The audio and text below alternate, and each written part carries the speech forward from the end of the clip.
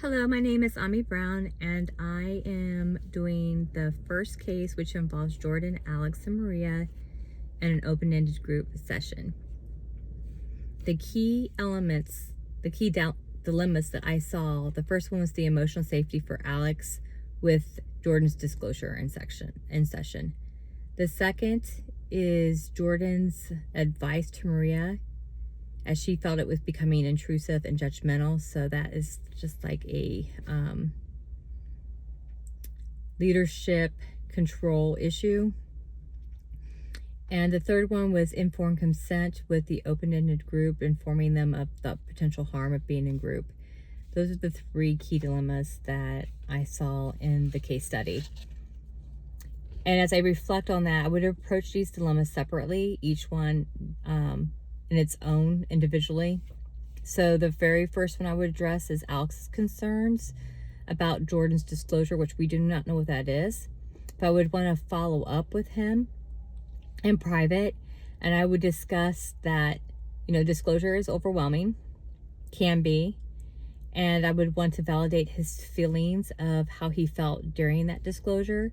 And if he was comfortable, maybe dig a little bit deeper to help him process or set boundaries so he can feel more supported or safe within the group setting. The second thing I would do is discuss options with him. Whether staying with the group is something that he wants to do, what would that look like going forward? Whether he finds that this is not a good fit, maybe going back to the one-on-one counseling, or possibly finding another group that is more suited to his needs. So that would definitely take place. The next thing I want to do is address Maria's concerns with Jordan. I would want to follow up with her, listen to what she has to say, validate her feelings and how she felt, and take in her observations before I discuss anything with Jordan. Then I would talk to Jordan, and with much encouragement, because you do not want him to stop his growth in the group counseling, but to continue that. But I would try to redirect his advice giving to be more of something like I statements, and to express himself of things that he would do, because his experiences and his journey is so much different than everyone else in the group, and to let him know how that will help eliminate anyone from taking it the wrong way, make them feel like they're not that he's not being judgmental or pressuring them. And then I would want to address the issue of leadership, where the boundaries begin and end with leadership within the group. That, so the responsibility of the group counselor to reinforce the norms and expectations, such as the sharing of experiences, only giving advice when asked, using I statements, and emphasizing respecting everyone in the group and where they're at. The fourth I saw is, the fourth thing I would do is I would want to help the group understand potential risk, benefits, with an open-ended group session. And I think one way to conquer this or get ahead of it is to start each session with just a brief overview of what the group norms and guidelines they are, what my responsibility is, what their responsibilities are. I would emphasize and understand that the group can bring emotional intensity on subject matter, that sharing is always voluntary, and at any time if they would need to leave because it's getting too overwhelming, they can leave the session, maybe have a place for people to sit outside the room and then come back in when that person's done sharing. And just to remind them that everyone, is at different stages of this healing process, and to be aware of that and be respectful of each other. The ethical guidelines from the ACA 2014 are, I have 5. So we're going to start with the first one, which is A1-A, which is the welfare of the client and to respect each other with dignity.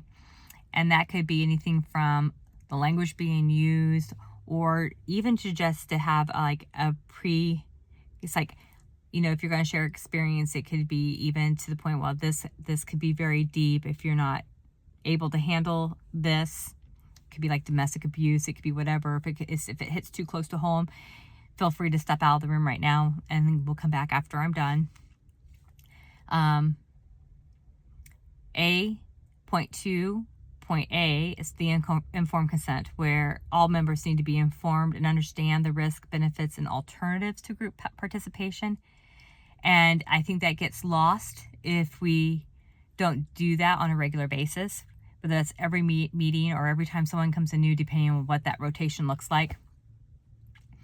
The next one, number 3, is A.4.A, which is avoiding harm, because it's the counselor's responsibility to act and prevent emotional harm with group interactions. And that could be set up that, you know, there's an option for people to walk out and set outside a disclosure and then come back in afterwards. Or, you know, there's many ways. Maybe those, sometimes you maybe need to have that individual one-on-one after a group session. But informed consent gives you all of the expectations and guidelines. So the fourth one is A.6.A, which is managing group work. And it's the counselor's responsibility to monitor participation, address power imbalances, and set boundaries. This is a really good point with the power imbalances between how the members saw Jordan in this particular scenario. And just to manage that as you go along, because they can easily get away from you. And finally, A.9.B, which is psychological risk for members. It is the responsibility to set precautions and to protect clients from physical, emotional, and psychological trauma. And sometimes re-experiencing somebody else's disclosure can bring up traumas from somebody else.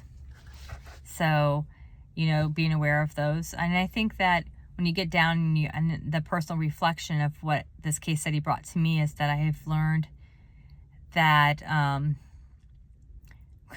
group counseling is very complex and very dynamic.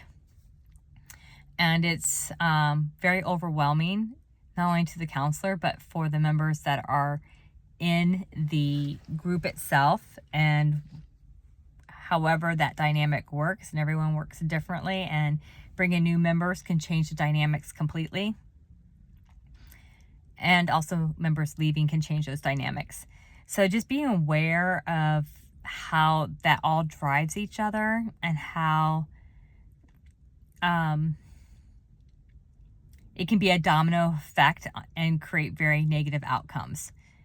And being proactive is going to be probably the biggest key in shifting and adjusting to the group, by being very clear on what the boundaries are, the responsibilities of everyone involved, and making sure everyone has a supportive and equal right to that group, and to make sure that things don't become judgmental or pressured, to help the group actually grow and have positive performance within that group.